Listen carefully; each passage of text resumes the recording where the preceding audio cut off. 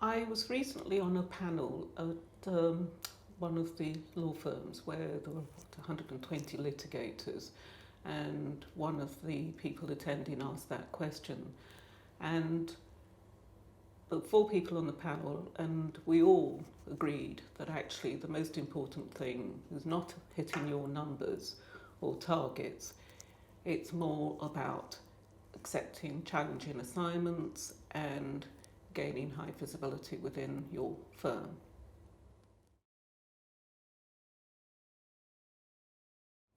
A good place to start is spending some time understanding what it is that you want from your career, and alongside that, what you want from your life as well, because it's important to ultimately have some balance.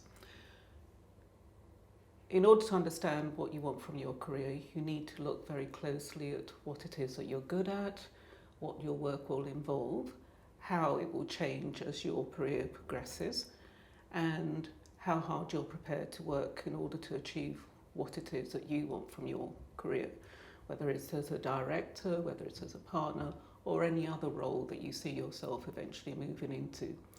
When you've done all of that, I'd advise going and doing some further research in terms of talking to other people who are ahead of you, people who are doing different roles but within your sector, and finding out how they have done what they've done, what they've had to do to get to where they are.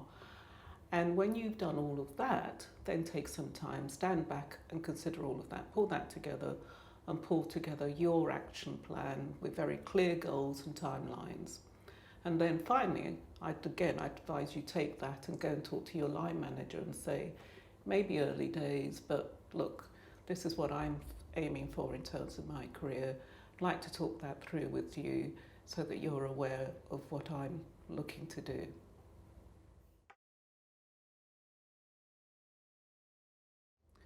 Well, career progression and getting to where you want to be in your career is not a journey that you make on your own. So we all need supporters.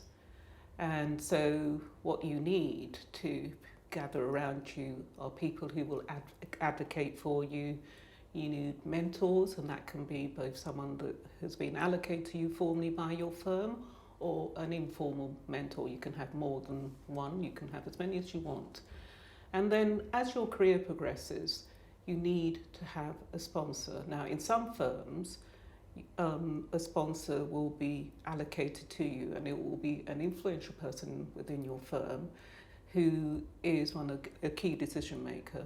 And that person will be very important to you in terms of explaining what it is that you need to do to make it to the next level, how you will need to go about things, introduce you to the right people both internally and externally, and help you to build your network that you're going to need for your future, and particularly in terms of building your own clients and your own business. In addition to that, what's equally important is making sure that you don't forget that you also have to advocate on your own behalf. It's not good enough to assume that other people will always speak about how well you're doing for you. You need to speak up and say what it is that you're doing. And it's one of those areas that women very often are reluctant to get into. The feeling is it's not appropriate. Self-promotion is about being big-headed. And actually, if you think about it, it isn't. What it is saying, actually, I've worked hard, I've done a good job, I want to tell people about it, I want people to know about it because I'm proud of my achievements and I want to own them. And so that's, I think, is a really important aspect of building that network, but making sure that you are in the driving seat in terms of how it works. I think one of the best ways of raising your profile and making people aware of how good you are at what you do is to take on challenging assignments and assignments that take you outside of your comfort zone. And again, with women, the tendency is to be good at what you do and then to want to continue doing it. And if you're going to do that, then you are actually limiting your career prospects because you won't get a reputation for taking on a range of work. you won't be able to demonstrate your strengths. So the important thing is you take the challenging assignments, and you take them knowing that not that you need to do them perfectly, but you will learn a lot from it.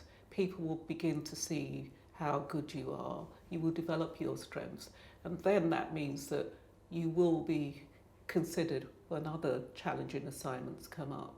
So I think it's really important that you put yourself in a position where you will be considered and not ruled out.